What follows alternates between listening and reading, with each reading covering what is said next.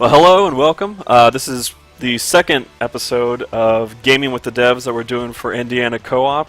I'm joined today by Jesse Sosa. Hello. And we're here to talk about MechKnight Chronicles Knightfall. Correct me if I'm wrong, right, Jesse? This is your first sort of game that you guys are releasing out there as a studio? Yeah, as Dinosaur, this is the first game that we have on our list.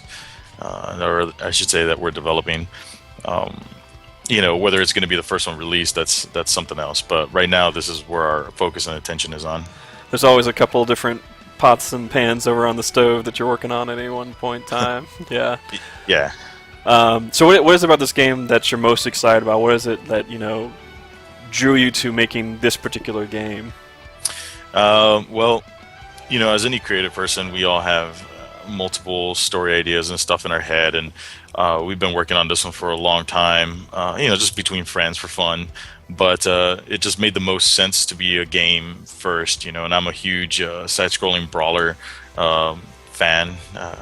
Grew up with the Super Nintendo was my all-time favorite console, and there was just so many of those on there, and so there was a lot of classics like Guardian Heroes, Tower of Doom, Mystara, King of Dragons, Knights of the Round, all that stuff, and it just seemed like there wasn't one game that took all those parts that I really liked and kind of put them together. And so that's kind of what we're doing with this is we took a lot of the favorite things from all those other games, and hopefully we're going to be putting them together into something that makes it unique, once you get it all together, I guess. It wasn't until we were done with Ghostbusters that we decided that we need to go back to the drawing board on the actual art style, and we decided that we were going to just start referencing some of our favorite things, which is like, mecha and Transformers and giant robots and Super Sentai and all that stuff. So that's kind of what drove the visuals aesthetic for it. And we made our characters in our concept trailer. And then, we're like, okay, now that we've done this, we need to take a step back. We've just learned, we just went through this process and learned a lot. So, we set down all these rules of the world, and then that has guided our art direction and style since then. Without further ado, let's kind of dive in here to it and take a look. All right, so here we are first off at the character select screen, and so far we see 3 characters that we can select of the possible, looks like 9 total so far. Yeah, since the last build that you played, we redesigned this just so we can have a visual target as we're building these characters.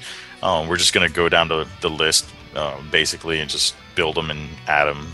It's more modular this way for us. This is no way indicative of final UI or anything, but as far as a development build, this makes the most sense. So you can see we have Tina, Roy, and John right now. John is the newest one that we just finished.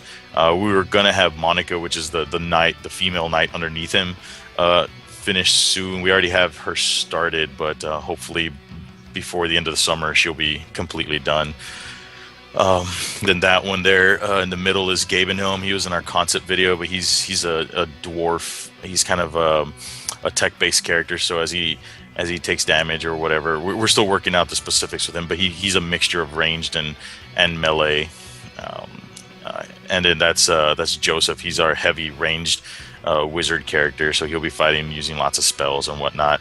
And underneath him is Nathaniel, which he's also kind of a rage-based character, so the more damage he takes, he builds up a rage meter that he can fire off, and that's he turns into a giant werebear that he can like maul everything around him. Yeah, I think that's gonna be a fan favorite right there. I mean, anytime you talk about werebears. Yeah. And then right now that's Steven. He's our elfish character. He's a medium range character. And then over to the right is the twins, which are a very experimental character as well. But if we get it working the way we want, there'll be 2 characters that follow each other, similar to the Ice Climbers. So these basic little skeleton guys. Yeah, that's our goon AI, soldier AI, I guess is probably the best way of putting it. Their basic attack or their basic AI is that their goals are to walk up to you and hit you, and so they have just a very basic like one hit kind of combo. And then the guys with the shields, they can only be hit by heavies, and they come up to you and they can block, and they have they can do a small little multi-hit combo. For us it's just fun. We want to make games that we played as kids, and we want to make sure that these new generations are growing up with that. But at the same time, it is difficult to get financial backing for a lot of this, because people will be like, well, why aren't you making an FPS? Right. It's making an FPS would be so much easier for us. We could get money for that way faster than we could something like this. So it's hard, but it's something that we're trying to let us not stop us, basically, I guess. We're right now in the High City stage, but we had a selection there for High City and the cornfields and the village. Does that have any sort of impact in terms of down the line that you're looking at? The game design, the final game design, what we're intending on doing is, as you're playing through the game, you'll have your level. You'll have your point A and your point B. Point B is the boss. Point A is the start of the little storyline that you're in. So what you're seeing here is, simple story. Goblin Zeppelins have arrived and are thrashing this town, and they're going to go destroy this dam. So that's your point A. You enter, you see what you got to do. Point B is going to be the dam, the boss.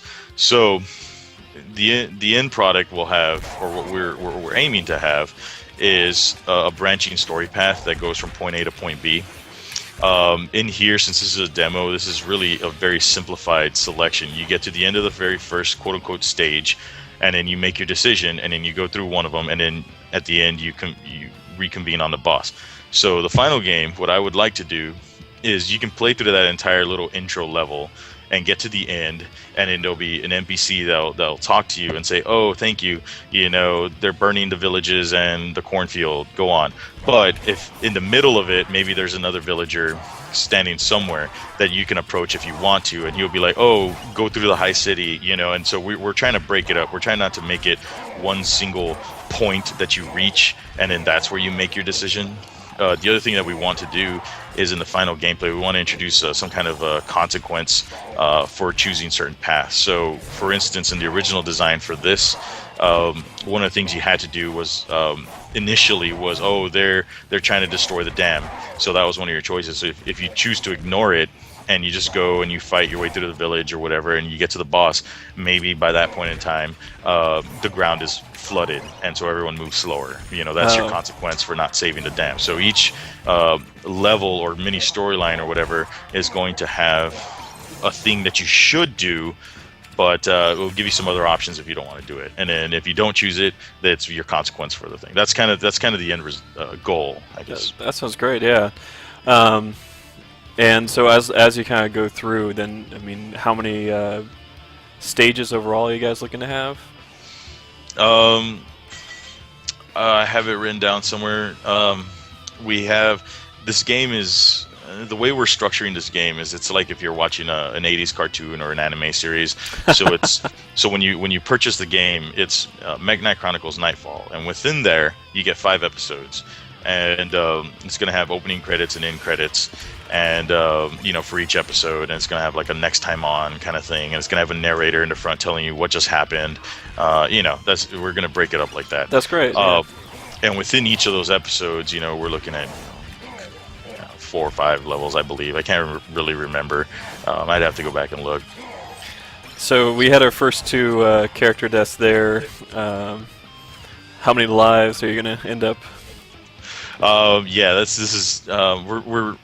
We're wanting to experiment with a Castle Crasher style revival system in a way, but if they don't get to you, then you'll use a life kind of thing. I think that's where we are right now with end design. But yeah, I mean, I don't know. It's hard because I don't want to hold gamers' hands but at the same time, you know, we want everyone to have fun with it. We don't want to make it super hard. So I don't know. We have a lot of options, like the old Capcom route where you could choose, you know, 3, 5, or 7 lives. You know, right? So I'm not exactly sure what we're gonna do, but you'll have items that can give you health and potions and all that. Also, what you're playing is Phase 1 combat. We have 2 more phases to go through, and second phase is gonna involve when you die, your health, or not health, but your magic potions and all kind of like do the sonic rings where they kind of jump out from the death to help your other friends. Oh, you know? okay. So, yeah, so if you were stocking up all this magic and you die, you don't lose it the way you do right now. Right. The potions will be redistributed, and if your friends want to, they can come pick it all up, or they can leave it for you when you come back. And then phase 3 is character-specific traits. So for Tina, for instance, we want to give her the ability to dash through people. John, we want to give him the ability to aggro. Phase 2, hopefully, we'll introduce air dashing and some other little things like that too. So, all right. So I'm going to toss these credits up here while we talk a little bit, so people can get a chance to appreciate so far what's gone into this. So about then. I mean, you mentioned this is going to be through episodic and a few stages, or a few levels in each. So, what percentage right now of the game would you say this is at? Oh man, we're still pretty far off. I mean, right now we're seeking funding, so we're still a year off from funding. So we're still working on the game slowly, on our whatever time that we have, and then as soon as we can get our initial funding, then we have a year to develop it in. So hopefully by that point in time, everything will, we're building everything super modular, so in order to deliver a lot of content. But yeah, I mean, it's still a year. So, I mean, man, I would be lucky to say we're even at 10%, maybe on the system sides. Once you include systems and all that, yeah, probably so. Art side, no, we're still way off. Well, and kind of as you go forward, you're looking to do, I mean, speaking of funding, Kickstarter campaigns or anything like that you're thinking of? We have our Kickstarter laid out. It's just a matter of when we decide to pull the trigger on it. We're trying to do some other more traditional avenues first before we go down the Kickstarter route. Kickstarter is a pretty big deal, and I think a lot of developers just kind of jump into it without really thinking about it, and they don't realize how much work it is. I mean, you have to really, every day you got to have like a new update. You got to keep giving people content. You have to advertise it. You have to be just tweeting about it all over. And then, when it's done, then you got to send out all the prizes or whatnot. And it's not like something, it's not a trivial thing, Right. But it looks great. I mean, Jesse, this is something that when you first reach out and we're talking about, I got excited about just from the games that you mentioned, and we talked about earlier, Garden Heroes, Knights of the Round. Playing this game feels so much like those games that the nostalgia for me is absolutely like winning me over for all this. And I can't wait to see kind of what's next for you guys and what you're going to keep on developing. Thanks so much again for the time, Jesse. Really appreciate it. Thanks for walking us through and showing us MechKnight Chronicles Knightfall. I'll leave you with the parting words. Oh man, put me on the spot. Well, I mean, hell, we're just a bunch of nerds that wanted to make a game, and we went out and learned how to make games, and after 13 years, we're finally making a game. So, I mean, we're trying to kind of shake up the system a little bit and make games that people want. So, just vote for us on Greenlight, I suppose. Add us on Facebook. And we're let me check here. I never have this thing memorized. Facebook.com/dinosaur dev. We update and trying to just build a community. Was it for gamers by gamers or something like that? That's right.